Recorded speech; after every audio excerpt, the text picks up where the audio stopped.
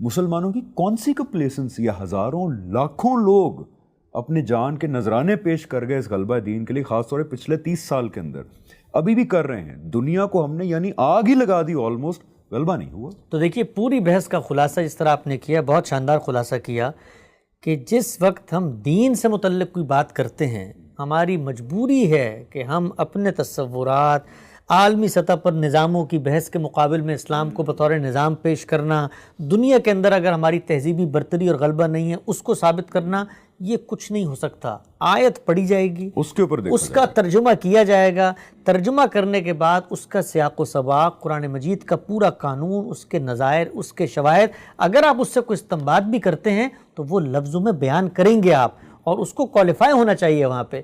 تو پورا تصور اقامت دین کا، اقامت دین اپنی ذات میں کوئی فریضہ نہیں ہے، اس لفظ سے وہ مراد نہیں ہے، مسلمانوں کے علم نے اس سے وہ مراد نہیں لی.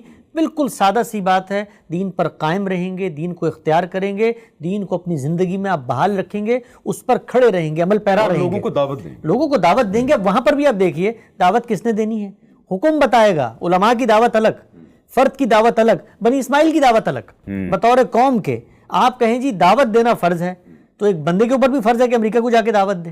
وہ ہر حکم کی حرکیات بتائیں گی کہ وہ کس سے متعلق ہیں. لہٰذا آپ یہ جو ترجمہ کرتے ہیں یہ ترجمہ درست نہیں ہے.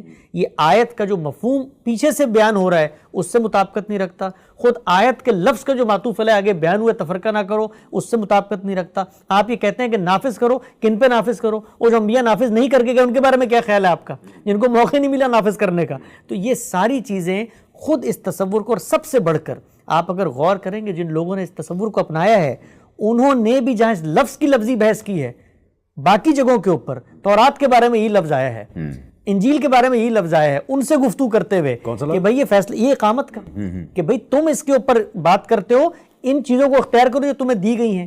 تو وہاں پر وہی ترجمہ کر رہے ہیں، اختیار کرو، قائم رہو، بحال رکھو، یہی لفظ ہے، یہی لفظ ہے. تو یہ پہلی بات ہے. دوسری بات، یہ لفظ کہنے سے پورا دین کسی پر نافذ نہیں ہو جاتا. اور پھر سیلف کنٹرڈکشن یہ ہوتی ہے کہ آپ آگے بڑھ کے کہتے ہیں نہیں یہ چند احکامات تو فرض سے متعلق ہیں. بھئی کیوں فرض سے متعلق ہیں اگر سب کا سب نافذ کرنے کے لیے؟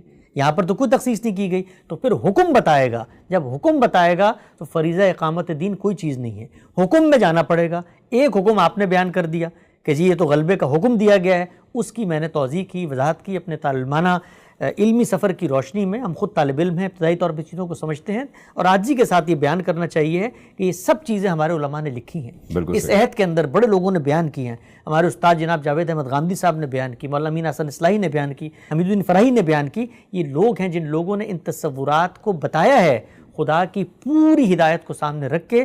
تو اس طرح کے تصورات کو آگے بڑھ کے طالبانہ طور پہ ڈائسیکٹ کرنا چاہیے، اور قائم شدہ تصورات، جذباتیت سے نکل کے اب مسلمانوں کو یہ سمجھنا چاہیے کہ اللہ کے نام پر اگر وہ کوئی بات کر رہے ہیں تو اس سے بھاری ذمہ داری کوئی نہیں ہے. یہ میں اور آپ اپنے تصورات کی روشنی میں نہیں کر سکتے. اللہ کی بات، فکری گمراہی کا پہلا زینہ یہ ہے کہ آپ زبان کا دامن چھوڑ دیں اور اپنی منطق سے زبان تشکیل دیں، اس سے ایک تصور اخذ کریں اور پورے دین کے اوپر اس کو حاوی کر کے دنیا میں نفاذ دین کی باتیں کریں.